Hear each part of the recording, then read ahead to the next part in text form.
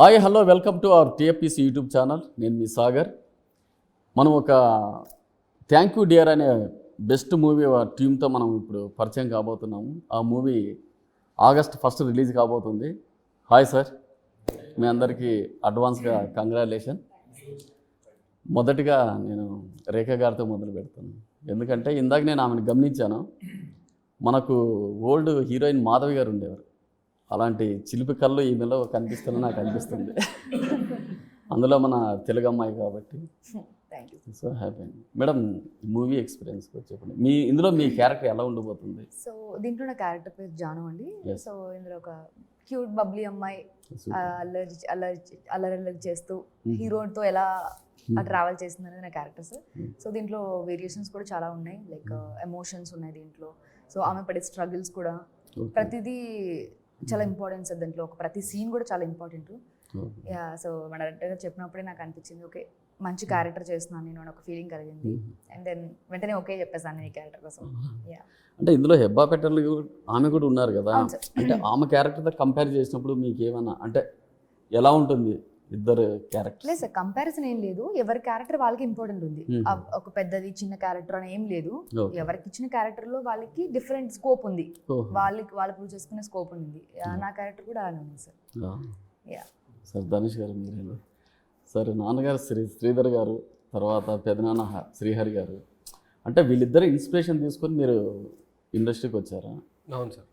అంటే ఎప్పుడు కూడా ఎవరు అడిగినా కూడా అది చిన్నప్పటి నుంచి నాకు పెరుగుతున్నప్పుడు మేము వాళ్ళ స్టోరీస్ వింటూనే పెరిగాము. మేము వాళ్ళు ఎలా కష్టపడి ఇండస్ట్రీలో వాళ్ళకంటూ ఒక పేరు తెచ్చుకున్నారో అవన్నీ వింటూనే పెరిగాము. సో ఆబ్వియస్లీ వాళ్ళే మాకు ఇన్స్పిరేషన్. ముఖ్యంగా మా పెద్దన్న గారు, అంటే ఒక నాకు కానివ్వండి, మా జనరేషన్ ఆఫ్ కిడ్స్, మా ఫ్యామిలీలో వాళ్ళందరికీ సినిమా అనేది తెలిసింది శ్రీహరి గారి వల్లనే. సో ఆయన ఎప్పుడు టాప్ పొజిషన్లోనే పెడతాం. ఎస్, సో ఆయనే మాకు ఇన్స్పిరేషన్. సరే, ఈ మూవీలో ఎలా ఉండబోతుంది sir me character? Thank you dear sir. So ఈ సినిమాలో నా క్యారెక్టర్ పేరు వచ్చేసి సత్యం సార్. సో ఒక సత్యం అనే అబ్బాయి ఒక గోల్తో ఉంటాడు తన లైఫ్లో. ఆ గోల్ని సాధించడానికి ట్రై చేస్తున్న టైంలో కొన్ని అడ్డంకులు తనకు వస్తాయి. సో ఆ అడ్డంకుల్ని ఎలా దాటుకొని అతను ఎలా రియలైజ్ అవుతాడు, లైఫ్ గురించి ఎలా రియలైజ్ అవుతాడు అనే కాన్సెప్ట్తో ఈ స్టోరీ రాశారనమాట శ్రీకాంత్ గారు. సో అది చాలా ఇంట్రెస్టింగ్ అనిపించింది. ఇప్పుడు నేను ముందు తంత్ర అని ఒక సినిమా చేశాను. సో ఆ సినిమా క్యారెక్టర్ వచ్చేసి very much different.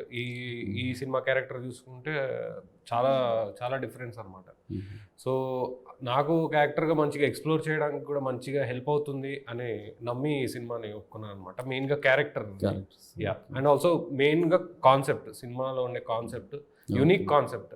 I think ఎవరు దాన్ని ప్రెజెంట్ చేయలేదు, ఈయన రాసి చూపించారు. సో సరే, డైరెక్టర్ శ్రీకాంత్ గారు, సార్ ఈ థ్యాంక్ యూ డియర్ అనే టైటిల్ అంటే ఆ కాన్సెప్ట్ ఏంటి, ఎలా మీరు దాన్ని ఎస్టాబ్లిష్ చేశారు, క్యారెక్టర్స్ ఎలా మీరు క్రియేట్ చేశారు?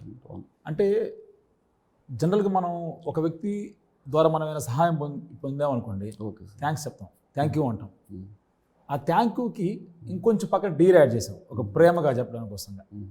అలాగే ఈ సినిమాలో ప్రతి క్యారెక్టరు ఇంకో క్యారెక్టర్కి థ్యాంక్స్ చెప్పాలి, థ్యాంక్ యూ చెప్పాలి. సో దానివల్ల ఈ థ్యాంక్ యూ డీర్ అని పేరు పెట్టాం. ఒక బర్నింగ్ ఇష్యూని, వరల్డ్ బర్నింగ్ ఇష్యూని కమర్షియల్ పాయింట్ ఆఫ్ వ్యూ చెప్పామండి. ఒక ఈరోజు జరుగుతున్న ఒక భారతదేశమే కాదు ప్రపంచం మొత్తం మీద చూసుకుంటే దానివల్ల కొన్ని లక్షల మంది పిల్లలు చనిపోతున్నారు. దానివల్ల ఇంట్లో ఆడవాళ్ళకి ఎఫెక్ట్ అవుతున్నారు, పక్కన ఉండే ఫ్రెండ్స్ కూడా ఎఫెక్ట్ అవుతున్నారు. ఆ బర్నింగ్ పాయింట్ ఏంటి అనేది మీరు August 1 థియేటర్లో చూస్తే మీకు అర్థమవుతుంది. దాన్ని ఒక సినిమాటిక్ వీలో కమర్షియల్ ఎలిమెంట్స్తో, ఇద్దరు అమ్మాయిలు, ఫ్యామిలీ డ్రామా, ఎమోషన్స్తో అట్లాగా స్క్రీన్ పై నడిపించాం. అంటే ఓకే, ఇందులో టీజర్ చూస్తే జస్ట్ మనకు కొద్దిగా హర్రర్, కొద్దిగా థ్రిల్లర్ లాగా అనిపిస్తుంది. హర్రర్ ఉండదు, సస్పెన్స్, క్రైమ్ కొద్దిగా అలా అనిపిస్తుంది, అంటే టీజర్లో అలాగా అనిపిస్తుంది. అంటే దీన్ని తీసుకొని మీరు సొసైటీకి కొద్దిగా ఏదైనా ఒక మెసేజ్ లాగా చెప్పబోతున్నారు? 100%. సినిమా అనేది ఖచ్చితంగా మార్పుకి పునాది అవుతుంది. ఎలా అంటారంటే సినిమా థియేటర్లో చూసి బయటకు వచ్చి ఒక్కడైనా కానీ అరే బాగుంది ఈ సినిమా అంటే చాలు, ఓహో. తను అనుకున్నది ఫీల్ అయ్యేసి దీనివల్ల పలానా సమాజానికి ఇబ్బంది అవుతుంది, ఇలా చేయకూడదు అనుకుంటే సక్సెస్ అయిపోయినట్టే మనం. Okay okay. అంటే అందుకే ఒక డైలాగ్ కూడా హీరోగా చెప్తారనమాట, చెప్పించాము. కొన్ని లక్షల కిలోమీటర్ దూరం కూడా ఒక అడుగుతున్న బీన్ అవుతుంది. అవును. సో మా కథను రాసుకున్న తర్వాత దీని ఒక దుష్రూపంగా చూపిస్తే బాగుంటుంది, ఓకే. సినిమాటిక్గా చూస్తే బాగుంటుంది. ఎందుకంటే ఈరోజు ఎంటర్టైన్మెంట్ అనేది ఫైనల్గా సినిమాని ప్రతి ఒక్కరికి, ఒక అమ్మాయి అబ్బాయి లవర్స్ పోవాలన్నా, ఒక ఫ్యామిలీ పోవాలన్నా, అన్నదమ్ములు పోవాలన్నా, ఫ్రెండ్స్ పోవాలన్నా, బర్త్డే పార్టీ చేసుకుంటారు, రకరకాల పార్టీ చేసుకుంటారు. అరే సరదా సినిమా పోదాం రా అంటారు. సినిమాకి వచ్చినప్పుడు ఆ కమర్షియల్ వాల్యూస్తో పాటు అండర్ కరెంట్లో ఒక చిన్న సమస్య చెప్పామనుకో, ఒక బర్నింగ్ పాయింట్ చెప్పామనుకో, ఆలోచిస్తాడు. ఆలోచించినప్పుడు అరే కరెక్టే రా, మనం ఇది చేయకూడదు. నాకు జంజాల గారు బాగా ఇష్టం అండి. Okay okay. ఆయన కామెడీ మీద ఒక బర్నింగ్ ఇష్యూ చెప్తారు. అవును, ఎస్ కరెక్ట్. వరకట్నం ఇష్యూ అయితేనేమి, శ్రీవారి ప్రేమ లేఖ అని వచ్చింది. ఫన్నీగా జరిగిపోతూ ఉంటుంది సినిమా అంతా కూడా. అండర్ కరెంట్లీ వరకట్నం అనేది ఆ భూతం, వరకట్నం భూతం ఎలా సమాజాన్ని పీడిస్తుందని చెప్పారు. అదేవిధంగా ఒక పిసినారివాడు అహనా పిల్లంట, అని ప్రతి ఒక్కటి ఒక అదే మన శంకర్ గారు, అవును శంకర్ గారు అపరిచితుడు కరప్షన్ గురించి కమర్షియల్గా ఎలా చెప్పారు. ఇంకా జెంటిల్ మ్యాన్ వైద్య రంగంలో ఎలా జరుగుతుందో అవినీతి గురించి, గణేష్ మన వెంకటేష్ గారు గణేష్ హాస్పిటల్స్ ఎలా జరుగుతున్నాయి, ఆ ఇష్యూస్ని కమర్షియల్గా చెప్పుకుంటూ వచ్చారు. అటువంటి ప్రయత్నమే మన సినిమాలో కూడా చేసామండి. సూపర్. ఖచ్చితంగా ఫ్యామిలీతో చూడాల్సిన సినిమా ఇది. ఓకే. ఈ సస్పెన్స్ థ్రిల్లర్ అనేది ఇద్దరు అమ్మాయిలు లవ్ సరదాగా ఉంటుంది, ఫ్యామిలీ డ్రామా మెసేజ్ లాగా సొసైటీలో ఖచ్చితంగా అన్ని ఎలిమెంట్స్ ఉంటాయండి. Okay sir. ప్రొడ్యూసర్ బాలాజీ గారు, సార్ మీరు ఈ మూవీకి ఏదైతే మీరు ఫైనాన్షియల్గా అన్ని అందిస్తూ అట్ ద సేమ్ టైం మీరు ఒక సాంగ్ను కూడా దీనికి అందించారని తెలిసింది. అంటే ఈ సాంగ్ ఒకటేనా లేకపోతే ఇందులో ఏమైనా క్యారెక్టర్స్ కూడా చేస్తూ? ఏం లేదు సార్, ఓన్లీ సాంగ్ ఒకటే ఇచ్చాను సార్. ఒకటే ఇచ్చాను. అది ఎలా సార్, ఎలా మీకు ఎక్స్పీరియన్స్ అయింది? సాంగ్ అనేది ఎలా పుట్టుకొచ్చింది? అంటే ముందు నుంచి ఉంది, సాంగ్స్ రాస్తూ ఉండండి. ఓకే. సో అలాగా ఈ సినిమాకి కలిసి వచ్చింది, ఈ సినిమాలకి తీసుకొచ్చేసాం సాంగ్ని. ఓకే. నాకు మీ ఇద్దరు ఎలా సార్ పరిచయం? అంటే పర్సనల్గా కలిసాం, తెలిసిన ఫ్రెండ్ ద్వారా కలిసాం. ఆఫ్టర్ ముందు చాలా కాలం తర్వాత ముందే కలిసాము. సో ఎప్పుడు ఫిలిం పరంగా డిస్కషన్ లేవు, పర్సనల్గా వెళ్తుంది. సో సడన్గా ఒకసారి ఫిలిమ్స్ గురించి మాట్లాడుతూ మనమే చేద్దాం అనుకుని స్టార్ట్ చేసేసాం. బేసికల్గా మంచి రైటర్ అయినా ఆ పాట ద్వారా నాకు దగ్గర అయిపోయాడు. మంచు మనోజ్ గారు కూడా లాంచ్ చేశారు. అవును సార్. సాంగ్ ఆయనతో మీకు ఎలాగండి? అంటే మనోజ్ గారు మా బ్రదర్ అతని దగ్గరే ఉంటారండి, పర్సనల్గా ఉంటారు. సో అడగంగానే, అంటే అప్పుడు యాక్చువల్గా ముందే వెళ్ళాల్సి ఉంది, బైరామ్ సినిమా రిలీజ్ ఉండడంతో కొద్దిగా పోస్ట్ పోన్ అయింది కలవడం. సో అది అవ్వంగానే మళ్ళీ అన్నే రమ్మని చెప్పి పిలవడం, మళ్ళీ అన్న దగ్గరికి వెళ్ళడం. సో బాగుండింది. సార్ ధనుష్ గారు టీజర్ వి వినాయక్ గారు లాంచ్ చేశారు. వి వినాయక్ గారి సినిమాలో నాన్నగారు కొన్ని సినిమాలు చేశారు, ఏది హీరో బాలాబాబా గారితో చేశారు. ఫ్యూచర్లో మీరు కూడా ఏమైనా బాలాబాబా గారితో ఏదైనా క్యారెక్టర్స్ వస్తే మీరు చేయడానికి? బాలకృష్ణ గారు చేస్తారండి. నాకు అంటే బాలకృష్ణ గారు కూడా ఒక కైండ్ ఆఫ్, అంటే ఆయన లాగా డైలాగులు ఎవరు చెప్పలేరు. ఆయన స్టైల్లో ఆయనని ఇమిటేట్ చేసినా కూడా అసలు వర్కౌట్ అవ్వదు వాళ్ళకి ఎవరికి. సో నేను ఆబ్వియస్లీ ఆయనతో వర్క్ చేసే ఛాన్స్ వస్తే తప్పకుండా చేస్తాను నేను. అదే అండి సార్. మీరు యాక్చువల్గా తంత్ర మూవీ చేశారు, ఇది సెకండ్ మూవీ. అంటే బిఫోర్ మూవీకి రాకముందు పెదనాన్న గారి లాగా జిమ్నాస్టిక్స్ కానీ వీటిలో కొద్దిగా మీదైనా ట్రైన్ తీసుకున్నారా? జిమ్నాస్టిక్స్ అంత డీప్గా తీసుకోలేదు అండి.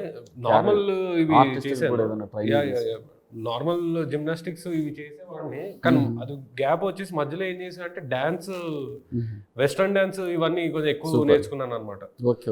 సో దాని మీద కాన్సన్ట్రేషన్ ఎక్కువ వెళ్ళిపోయి జిమ్నాస్టిక్స్ వీటికి చాలా గ్యాప్ వచ్చేసింది. కానీ జిమ్ ఇలాంటివి చేస్తూ ఉంటాను రెగ్యులర్గా.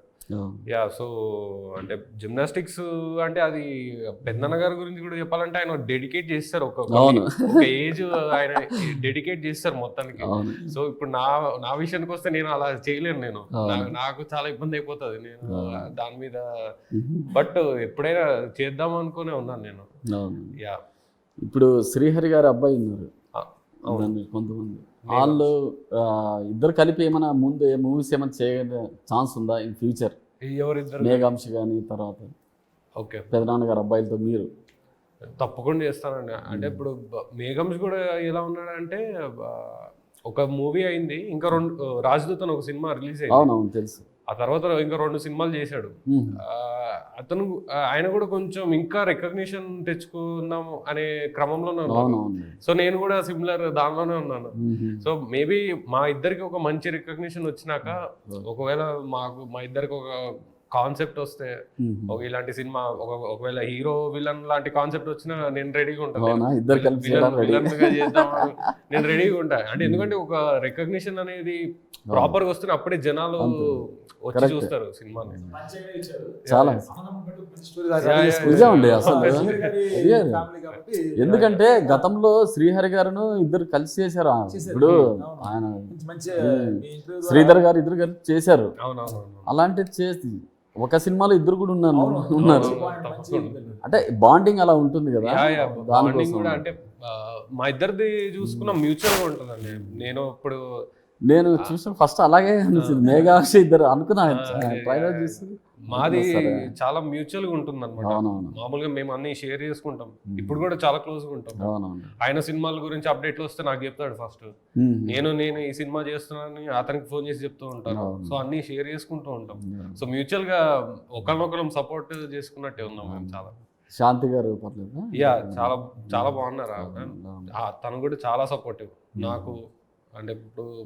అంటే తను ఎలా అంటే అన్ని నేను చేసే వర్క్స్ కూడా తను సోషల్ మీడియాలో మామూలుగా చూస్తూ ఉంటుంది. ఇప్పుడు మేము సినిమాలు చేసినా కూడా షోస్కి తను కూడా వచ్చి ఇన్పుట్స్ లాంటివి ఇస్తూ ఉంటుంది అనమాట. చూసి తను ఎలాంటి ఓపెన్ గా ఫేస్ మీద చెప్పేసే రకం అనమాట. బాగాలేకపోతే బాగాలేదు, ఇంకా